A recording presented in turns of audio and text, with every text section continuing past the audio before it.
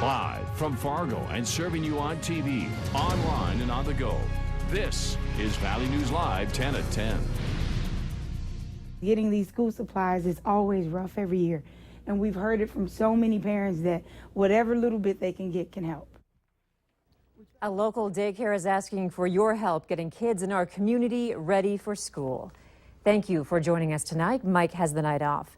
Children of Hope Childcare in North Fargo is throwing a back-to-school bash for all families in the community who are having a hard time affording the essentials. They'll be giving away backpacks, school supplies, and haircuts, and doing health checks. Valley News Team's Nicole Johnson reports.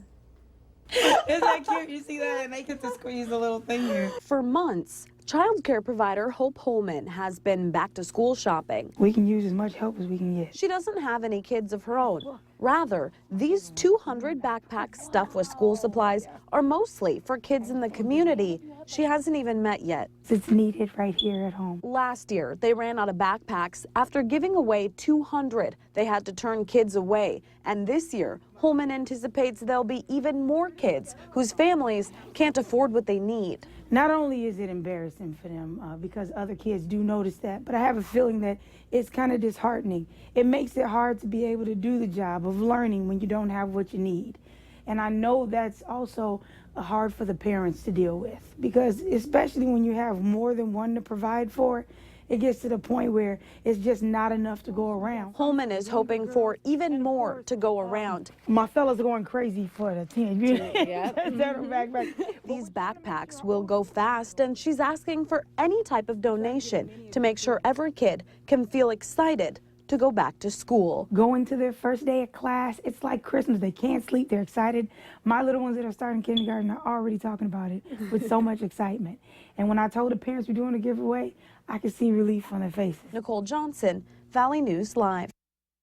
The Back to School Bash is on August 6th from 11 in the morning until 3 in the afternoon at Children of Hope Childcare near the Shack in North Fargo. There will be hot dogs, an ice cream truck, a bouncy house, and even video games. If you want to donate to the event, there's a donation box outside the building. There's a new twist today to the Roger Maris Museum burglary. Yesterday, Fargo police released pictures of the suspect in that burglary, hoping someone will recognize the man. Police say it appears the person's shirt has a patch on the left shoulder. An MVP plaque and Maris's Hickok belts were stolen early Tuesday morning from West Acres. The items are worth thousands of dollars.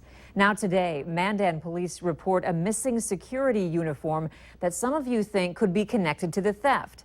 We spoke with Lieutenant Patrick Haug, who says he doesn't believe the missing uniform is the same one that the thief is wearing in the surveillance photos.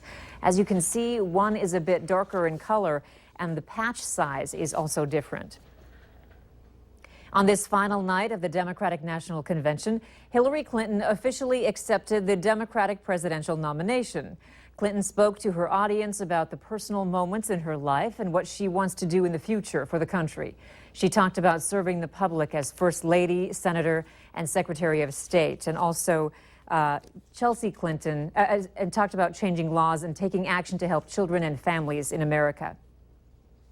And so, my friends, it is with humility, determination, and boundless confidence in America's promise that I accept your nomination for President of the United States. Chelsea Clinton also spoke tonight. He has been the go-to guy for many in the Detroit Lakes area for quality bait and tackle. Now John Storr is retiring and passing the torch to a new generation. Valley News Team's Natalie Parsons tells us how his legacy will live on through the new Bait Boys. Is there anything down here on the lake? Anyone coming to the DL area stops at Quality Bait and Tackle, but it's not just for the fish expertise, it's the company. After being in the business for 16 years, John Storr is stepping away from this counter to learn how to fish again.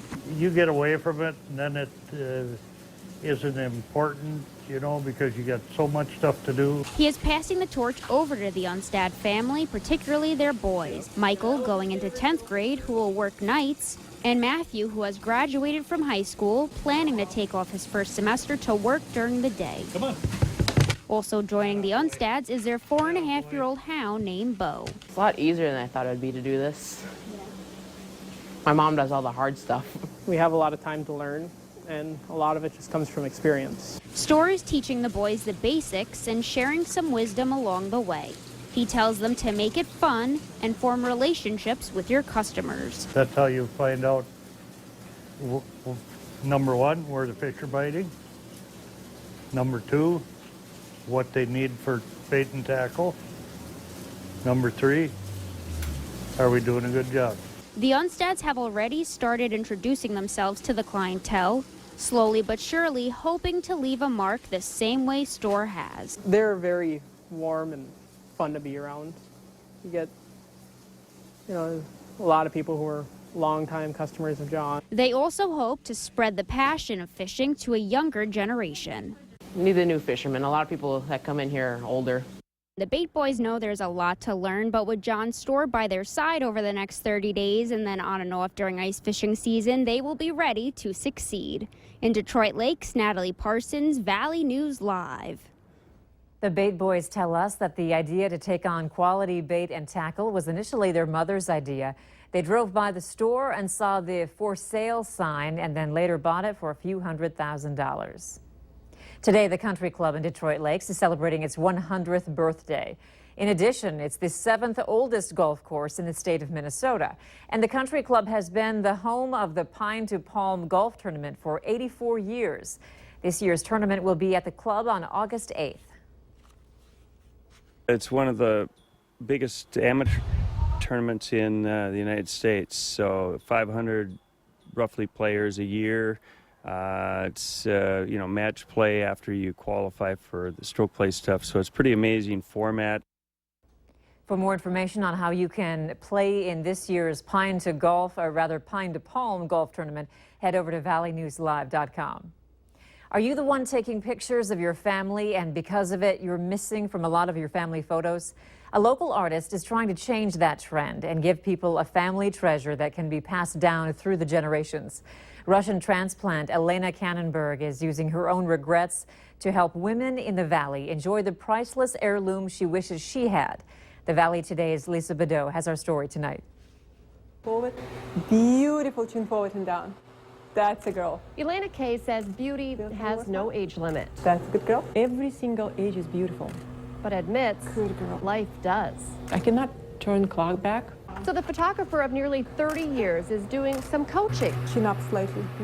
Not only to get the perfect pose, beautiful, but to remind people of the importance of having a good picture of your loved ones. Ooh la la, love it.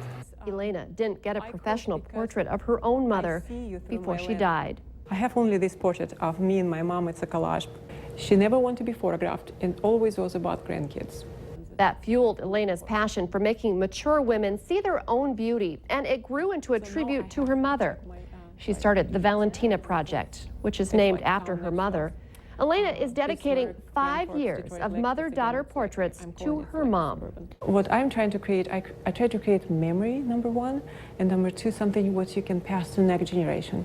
Her story moved me to get my own mom into the studio. So now I want you to turn sideways and stretch yourself.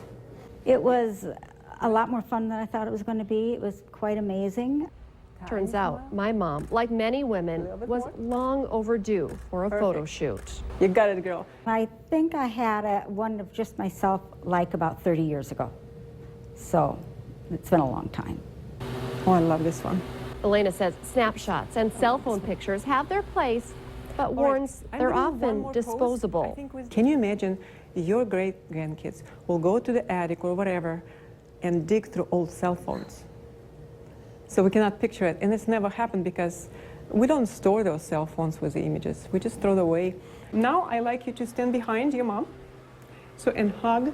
I posed with my mom, and we created memories, along with pictures that I know we will treasure forever, and that I can pass on to my own daughters. It's always nice to have something to come back to. We will never be this young again, but I believe we will only get even better with time. I hope to be here another 20 years, but then maybe we'll do it again in 20 years. Perfect, good girl. I would do it again. It's an opportunity to freeze time so we can celebrate these faces for years to come. Elena has done hundreds of mother-daughter photo shoots through the Valentina Project. She says people come from all over the country to Fargo to have her create these pieces. We have a link to Elena's Facebook page with more examples of her work on our webpage. Just go to valleynewslive.com and click on this story.